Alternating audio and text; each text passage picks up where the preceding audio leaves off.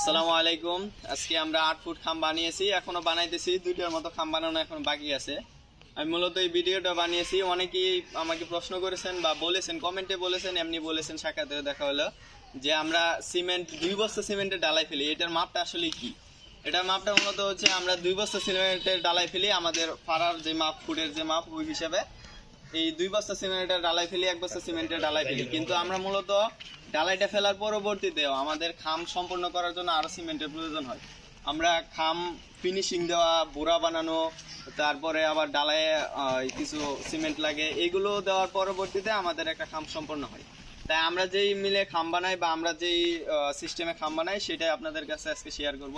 আমরা মূলত 1 বস্তা সিমেন্ট দিয়ে 8 ফিট খাম বানাই, 6টার মতো একবারে শেষ করা যায়। আমরা 1 বস্তা সিমেন্ট দিয়ে 9 এবং 10 এই দুইটা খাম বানাই 5টা, একবারে পুরা সম্পূর্ণ আর কি ডালাই সহ ক্লিয়ার করতে 1 বস্তা দিয়ে 5টা ক্লিয়ার হয়। আবার 11, 12 এই দুইটা খাম সম্পূর্ণ করার জন্য 1 বস্তা দিয়ে 4টা খাম উঠে বা আমাদের বানানো হয় আর কি। আর 13 ফিট খাম যেটা আছে এটা মূলত একটু বড় খাম, এই খামটার জন্য মানে 3টা হয়। 1 বস্তা সিমেন্ট দিয়ে পুরো বুড়া যা কিছু আছে সবকিছু কমপ্লিট করতে 3টা খাম বানানো যায় আর কি 1 বস্তা দিয়ে। আর তাছাড়া আমাদের যে বালু সিমেন্ট এটার খোয়ার পরিমাণটা আছে, এটা মূলত এইভাবে দিই আমরা যে তারের যেই খামগুলো বানাই, এমএস তারের, এই খামগুলোতে মানে বালুর চাইতে খোয়ার পরিমাণটা একটু কম দিই।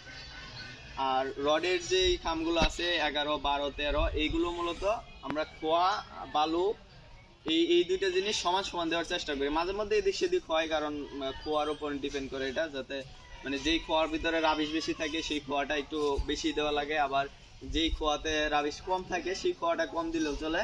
আবার ওই খোয়াটা বেশি যদি হয়ে যায় তাহলে ফরমাতে খাম সমান করতে সমস্যা হয়।